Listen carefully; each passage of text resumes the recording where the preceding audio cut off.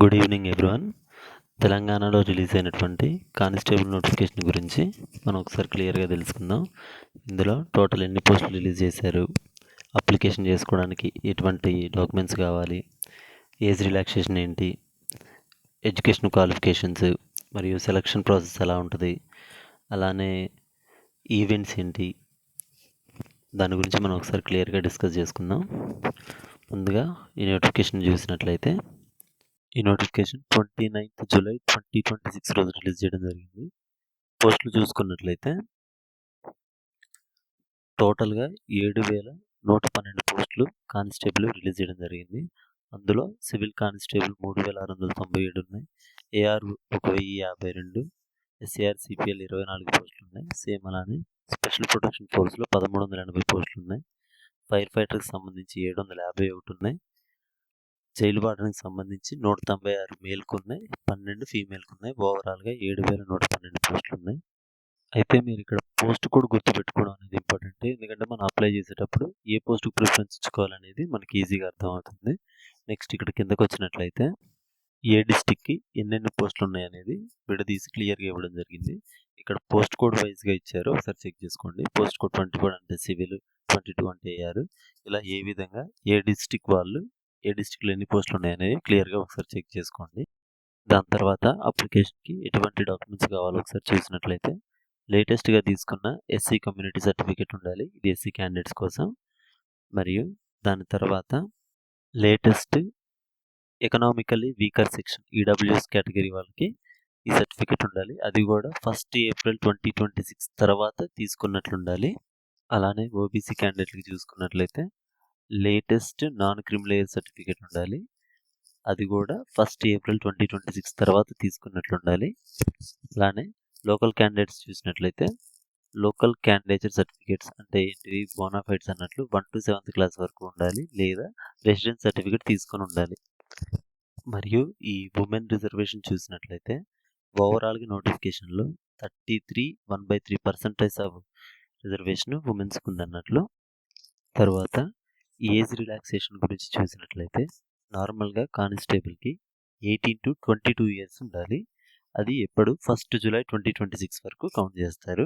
However మన government ఇచ్చిన GO ఉంది కదా 87, జీవో నెంబర్ 87 ప్రకారం 5 years రిలాక్సేషన్ ఉంటుంది. ఎవరికి ఇది, జనరల్ క్యాండిడేట్స్కి. అంటే జనరల్ క్యాండిడేట్స్కి 18 to 27 ఇయర్స్ వరకు అప్లై చేసుకోవచ్చు.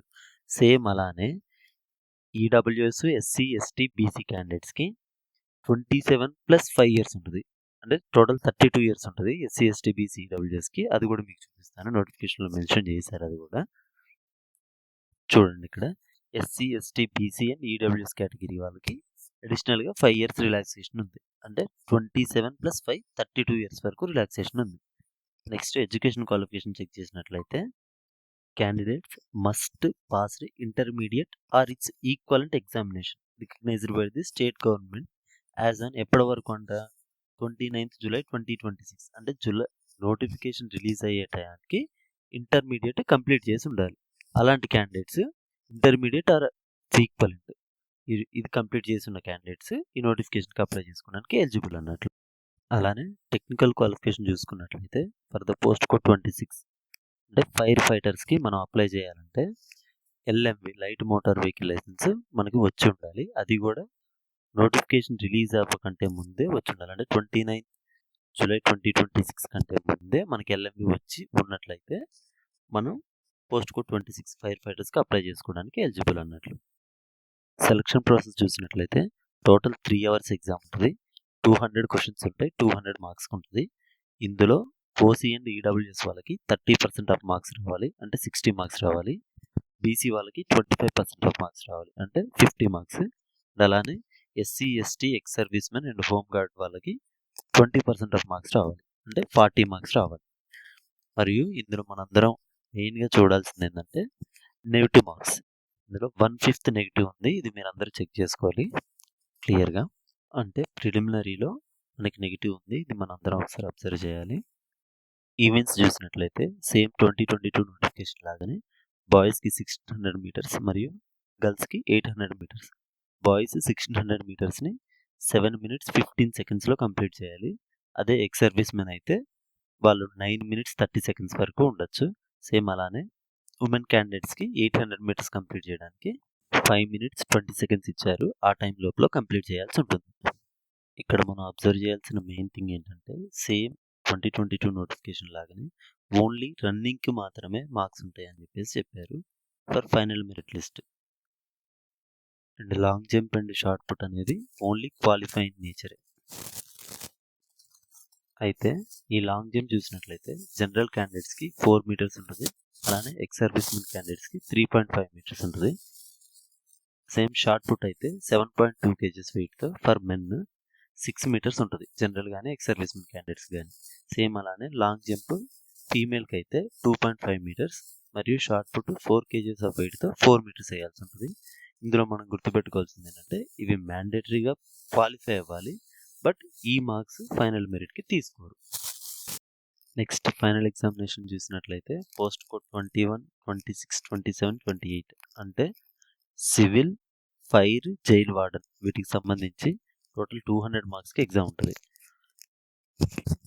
వీటికి ఈవెన్ స్కోర్ చూడరు అన్నట్లు, ఓన్లీ మనకి ఫైనల్లో వచ్చిన మార్క్స్నే చూస్తారు. రిమైనింగ్ పోస్టులు ఉన్నాయి చూసారా 22, 23, 25 అంటే AR, SAR, CPL and SPF వీటికి ఈవెన్ స్కోర్ కూడా చూస్తారు అన్నట్లు. ఈవెన్ స్కోర్ ప్లస్ మనకి మెయిన్స్లో వచ్చిన స్కోర్ బై 2 ఆ రెండు కలిపితే మనకి టోటల్ వచ్చే స్కోర్ని ఈ మూడింటికి చూస్తారు అన్నట్లు.